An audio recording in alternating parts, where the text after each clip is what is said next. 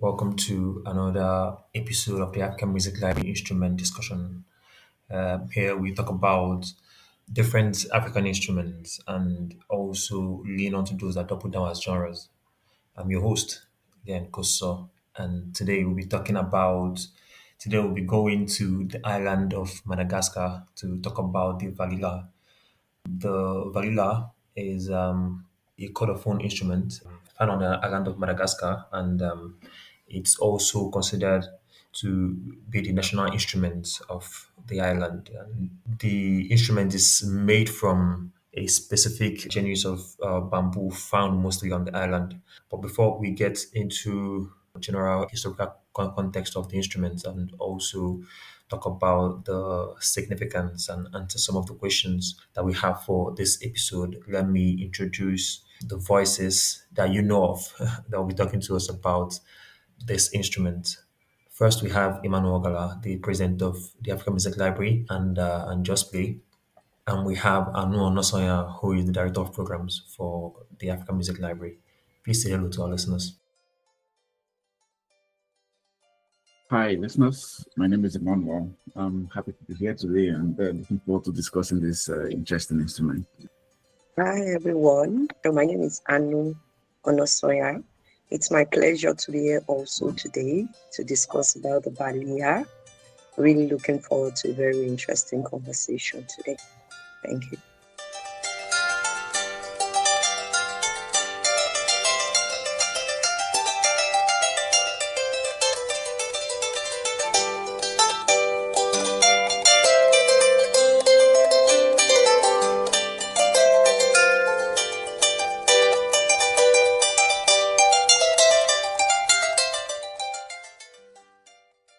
All right. Thank you very much, Emmanuel. Thank you, Anu. We are happy to have you guys on the conversation with us again today. And I'm looking forward to an interesting conversation with you guys. Let's start from the top. Let's start with the history, the historical context of this instrument and, all the surrounding information about the origin. So I'll be calling on our first speaker, Anu, to talk to us about the history and origin of this amazing Malagasy instrument.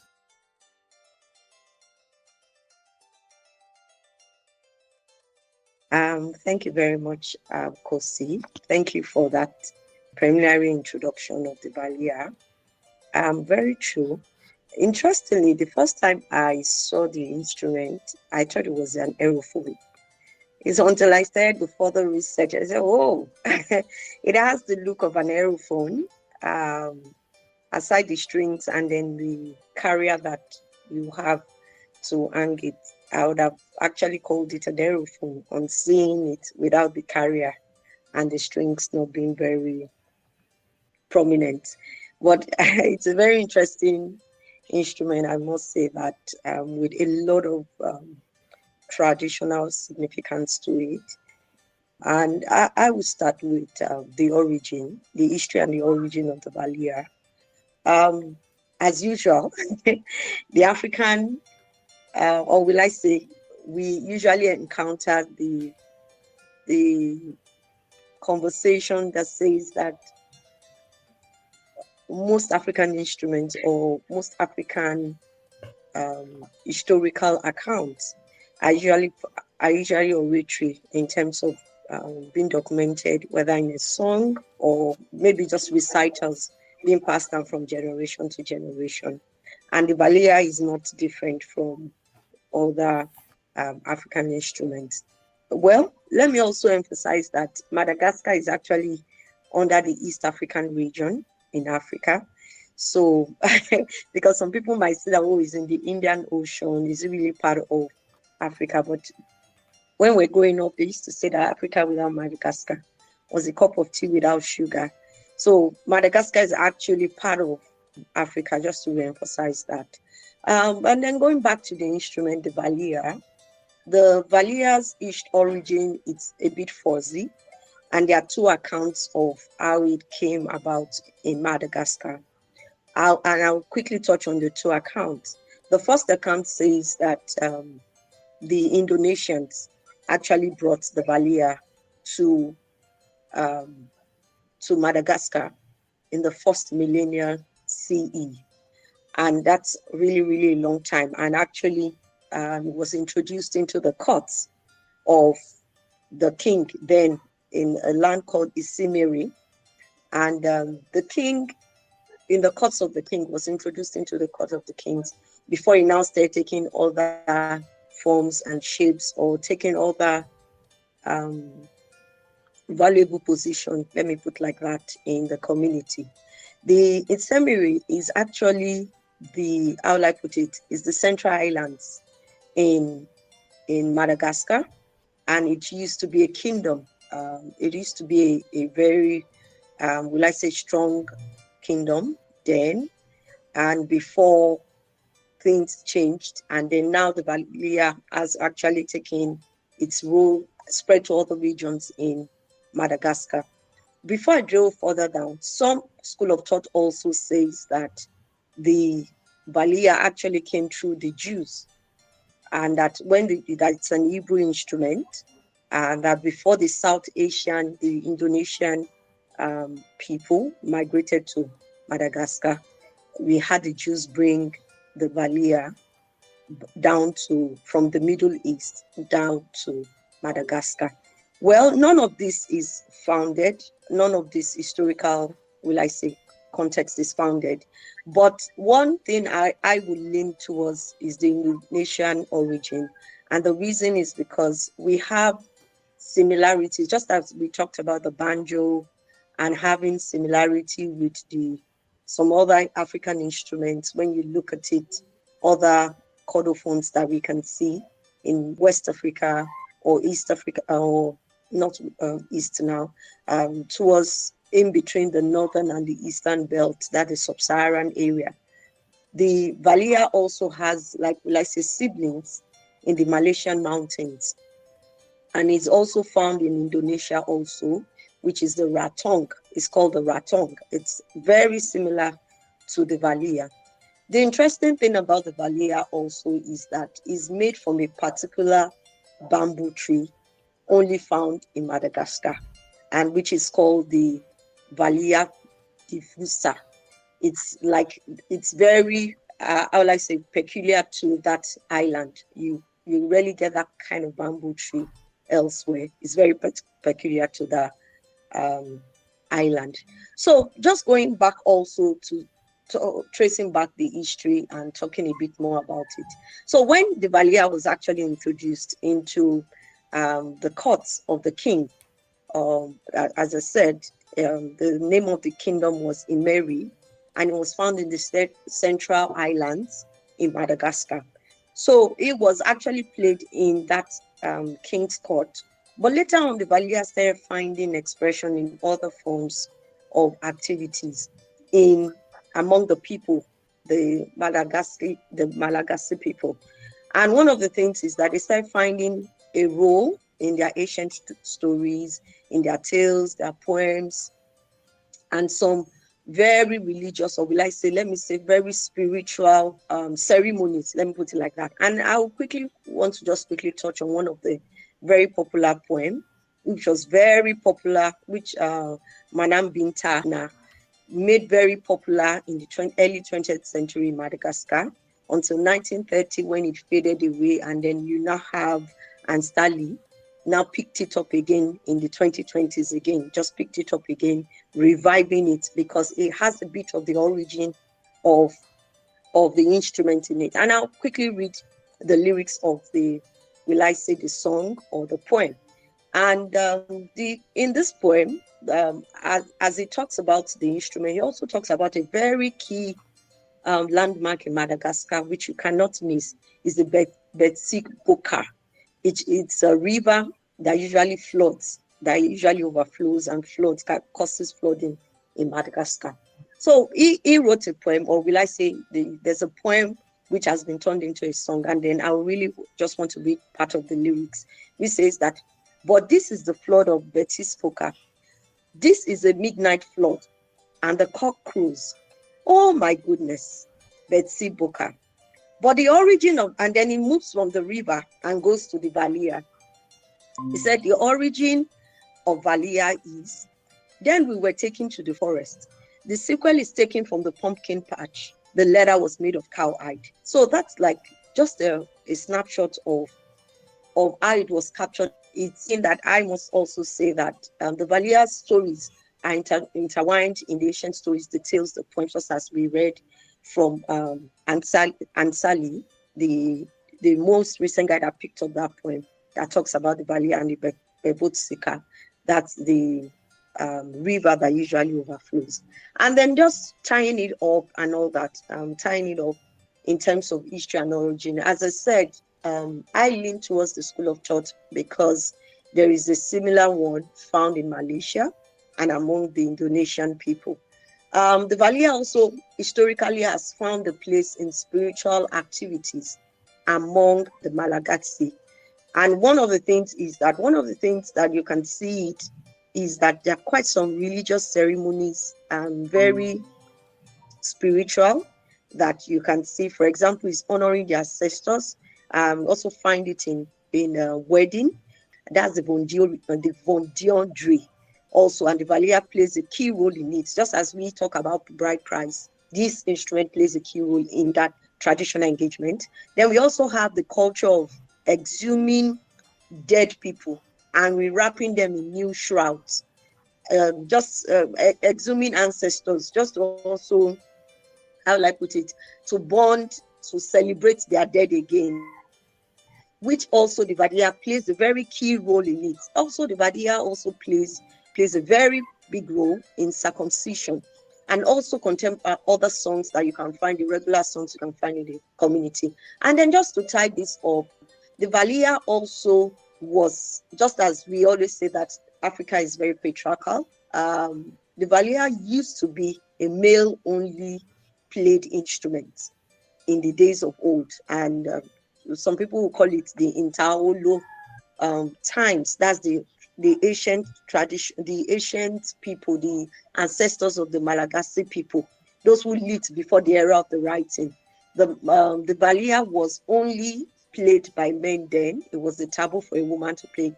But at what point it changed is not documented. But now that barrier has been taken. Both the male, the female actually play it. Even in ritual settings, even when they are doing the engagement or they are doing the ancestors exhuming tradition, the women are allowed to play now, unlike before. But at what point, what was the taboo that was guiding it is unknown. But what we know is that now the women have access to the instrument. They can learn, they can play, just as we have linearity now that everyone can play. What turned it around, we can't really say, but we say that also culture shaping transformation that has happened also to the Valiha. So I think that that's a bit of the summary of it, of the history and the origin and the cultural role it plays in Madagascar among the Malagasy people. Thank you very much. Thank you very much, Anu. Thank you so much for that in-depth insight into the Valiha rather of the Malagasy people. I think now I have a school of thought about the origin of this instrument. I sure did come across the idea of it having a Jewish origin and also it's coming from Southeast Asia and then merging with some of the cultures that were on the island doing, trade at the Indian Ocean because Madagascar as a country is a melting pot of different cultures and different ethnic groups. But for me, the origin of this instrument that I came across was, particularly associated with the Hova people who are part of the larger Marina group found in the Central Highlands, like you mentioned. Although this Hova people first settled in the southeastern coast of the island, around the 13th century, before migrating into the central higher islands where the Marina groups are found and mixing with them. The article also mentioned this significance that you talked about, it being associated with ritual practices of honoring their ancestors, and there was even mention of a religious music genre of the Hova people where this Valiha is like plays a big role. It's called the Osika music. So it's quite interesting to see the different variations of the origin of this instrument, and also what you mentioned about similarities with some of the southeastern instruments found in the likes of Malaysia and Indonesia. The ratong that you spoke about, yeah, kind of answers the question that I have regarding this idea that it originated from Southeast Asia, because probably that I'm guessing it should have a similar instrument since it's originated from that part of the world. Also, about the restriction of who is going to play this instrument and how those restrictions work now in the general Malagasy culture. So, thank you so much, Emmanuel. I don't know if you have anything to add to that. Yeah, thank you so much, Anu, and thanks, Kosi, for also adding to that. About the history, really, I don't know that I would lean more towards say having it come from Indonesia than the Middle East, because considering the how it's made and made from bamboo, I don't know that we have a lot of that in the Middle East, because bamboo grows well or better or more in Indonesia than it would in the Middle East. So I wouldn't think, unless maybe there is a form of a different kind of instrument in the Middle East that people looked at and then decided to reconstruct with bamboo. Because I know there are also there are a lot of Asians in people with Asian ancestry in Madagascar. Madagascar is actually a melting pot of cultures. So I think it may come from the Indonesians that settled in Madagascar more than it will come from the Middle Easterns. Thank you very much for that, Emmanuel. I think idea of coming from Indonesia is I have another thoughts on that, but let's hear what Anu has to say, then we can cap it all up. Just wanted to add to say that we also need to be careful not to really lean towards the Indonesian origin. And why I said so is that I remembered when we talked about the Kudungo from Plateau State, a type of a balafon you can find in Plateau State. It was brought in by the Chadians that came to work during the mining era in Jos. And the calabash they brought was became very brittle because of the the cold region in cold will I say cold weather in Jos, and was breaking. And then one of the Durham people actually now looked at, okay, why not use the horn of cows, and then they made their own type of balafon. It's possible that there was an instrument. I'm just saying that if we want to look at things, and also from what we learned from the crackhead, if you can remember, how things evolve in new locality, it could have been possible that it could have been something else, considering that the Jews also have an historical tie to Egypt. It could have been anything it was before it was now brought into Madagascar. And then because of the environment and availability of raw materials, it now evolved into the bamboo.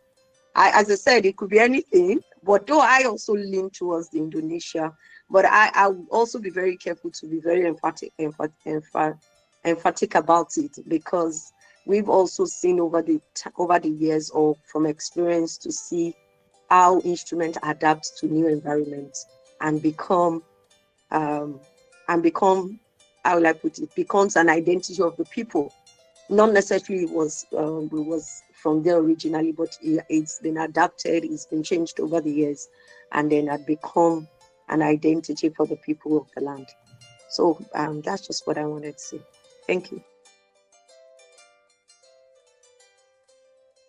Yeah, thank you very much, Anu, and thank you, Mano. Very interesting points, Anu, and using direct examples of previous discussions and instruments that we've spoken about.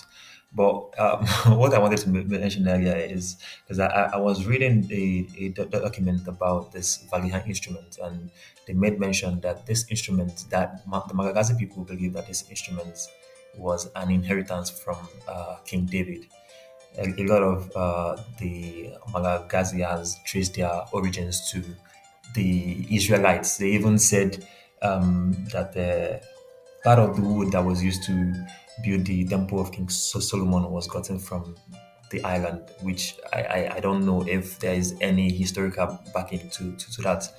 But then that's why I'm kind of the reason why I'm canceling out this Jewish origin particularly is when you the Hova people that I mentioned earlier that this instrument was closely associated with, they are mostly or dominantly Muslim settlers among the Marina Highlands. And when you look at its the origin of this instrument, the Southeast Asia, the Indonesians, I believe that maybe 85 or 90% Muslims. So you see, there is some kind of religious link to it. But and another thing, since there are no historical backings, particularly about this whole inheritance from King David, I think Malagasy ethnic groups that not Muslims use this story to give the instrument some kind of spiritual authority because I didn't come across any biblical link or divine origin, even maybe like a myth of how the instruments came. So maybe it's just a story to elevate the status of the instrument since it's being tied to sacred practices. It kind of also reflects how oral traditions over the years kind of mixes religion and power to assign symbolism to certain instruments across Africa. So that's just my thoughts on that. So I strongly believe that it has an Indonesian origin. I don't know if anybody has anything to add to that before we move into the next segment. The origin is an interesting one. Because there are two. I mean, like Anu said in her earlier introduction, there are two kind of I would say would it be stages or segments of the Valiha origins. The earliest ones, which links it back to the ADs, tend to link it more to the Indonesians, but there are also recent history suggesting that that which started about the 13th to 15th century, suggesting also linking to Indonesians, but Islamic Muslim Indonesians who had migrated to Madagascar at that point. And if actually that the Valiha history started at the 13th century, then there could be a possibility that because Islam itself didn't start until later, I mean, than AD. So if the history actually began in the 13th century, if it was introduced to Madagascar in the 13th century, it could be possible that it could have some Middle East influence because Islam went to Indonesia, Indonesians came to Madagascar and introduced it. But if the earliest, if the AD school of thought, people who believe that it has been there in the ADs by Indonesian settlers who were pre-Islamic, then I would say definitely that there wouldn't be any Middle East or Jewish influence on it. And I really don't see any instrument that looks like this in the Jewish catalog of instruments. That looks like the Valiha or Izita. Yeah, thank you very much, Emmanuel. That's a very interesting thoughts and interesting contribution from Anu also. I think I don't know if it's safe to say you can put a pin on the origin of this instrument, or the particular ethnic group that this instrument is associated with, because we hear the Hova and the Rina group. So I think we still have, we'll just see what our listeners think when we release this conversation to the general public. But again, thank you very much, Emmanuel and Danu, for your contribution to the conversation so far.